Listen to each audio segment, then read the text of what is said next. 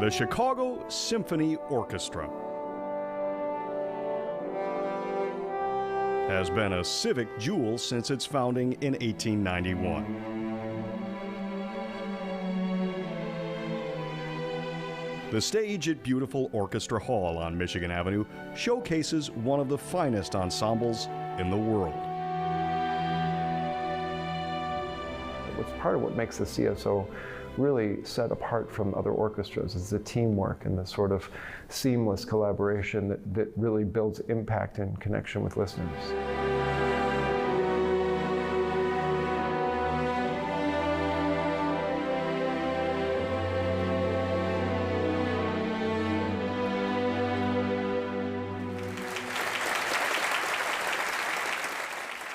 The first concert was held here on December 14th, 1904, and we've been here, of course, ever since.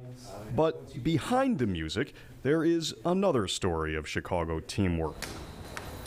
So this is the vault for the Rosenthal Archives. The CSO Association's Rosenthal Archives hold a vast history, not only of music, but also of television. So in here is where we store the WGN tapes, the original masters that we got from WGN.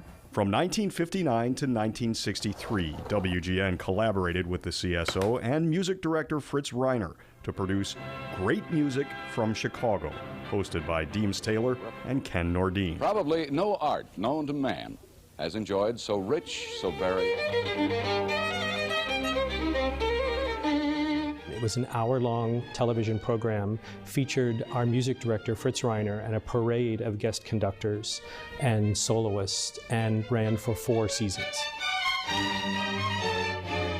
It gave patrons the opportunity to not only hear the orchestra, but to see the orchestra in the comfort of their own home. According to archivist Frank Villela, the series brought high art to a mass audience. It really expanded the breadth of not only the repertoire that we were performing, but also the reach of the Chicago Symphony Orchestra, not only to the Chicago community, but beyond. The show was syndicated internationally. Well, my role, playing the second trumpet part, is to be sort of the trusty sidekick, kind of like the Scottie Pippen of the trumpet section. You know, I don't take the big shots, but it's hard to win without me. John Hagstrom is the CSO's second trumpet and unofficial historian. He learned from Bud Herseth, one of the most influential trumpeters of his time and a featured player on Great Music from Chicago. It was a way for the orchestra to become even more prominent at a time when technology was having the ability to disseminate, energy and higher-mindedness in the early days of television. The show was filmed on location at Orchestra Hall, the Edgewater Beach Hotel, Ravinia Festival, and inside of the WGN studios. In the WGN studios, I believe they used 3 cameras. Piece was being played by the orchestra. Bill Butler, who became a Hollywood legend as the cinematographer for The Conversation. Let me tell you something about Harry Cole. One Flew Over the Cuckoo's Nest and Jaws, was Great Music from Chicago's original director of photography. He worked out a precise method to showcase the music. The challenge was, could we put the Chicago Symphony Orchestra on the air with live cameras without a rehearsal? I sat down with Barry McKinley, and he and I together decided that we could invent a shooting scheme that would allow every camera to know exactly which instrument to be on and when, without ever having a rehearsal. For the audience at home, the experience was like nothing they'd ever seen, even in person.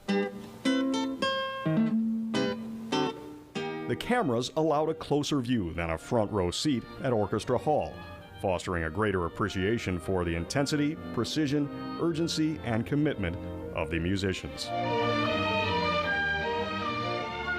The way that this program was directed, it wasn't just a wide shot of the orchestra.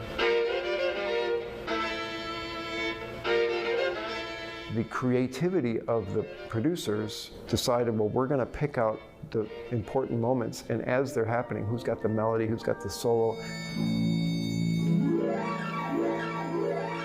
and you're going to see that person right then. So it helps direct the listener's attention to what's musically most prioritized.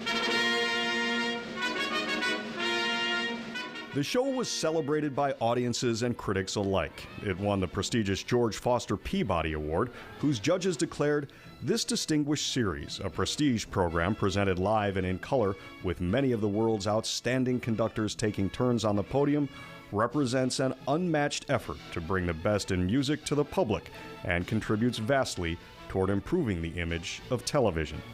The idea was copied around the country. The Chicago Symphony Orchestra on television was one of the first orchestras to have a regular series, syndicated series, on television.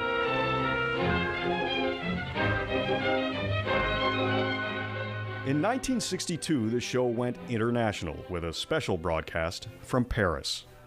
These television programs didn't earn $1 million for WGN. They did it out of a sense of public trust, a civic duty, and it enhanced the quality of the city. That's what civic leaders do. They're not elected, but they invest their efforts to steer the hearts and the sort of maturity of our people together, and that's exactly what WGN accomplished in those years.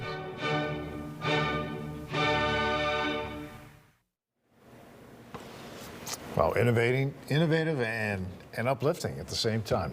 Well, Great Music from Chicago did have a second live during the pandemic, as all live performances and stages across the country were shuttered. The CSO went into the archives and found previously unreleased footage from Great Music from Chicago and then posted it on YouTube, giving the classic program a more modern audience. Now, next week, Mike will look back at the remarkable career of the first face ever to appear on WGN, Jack Brickhouse. We'll have special coverage every Thursday night through April, right here on the WGN News at 9. Mike and Kevin Dolman have been working so hard on all these pieces. We have a special section on our website devoted to these stories about the 75th anniversary. Please check it out, WGNTV.com/75.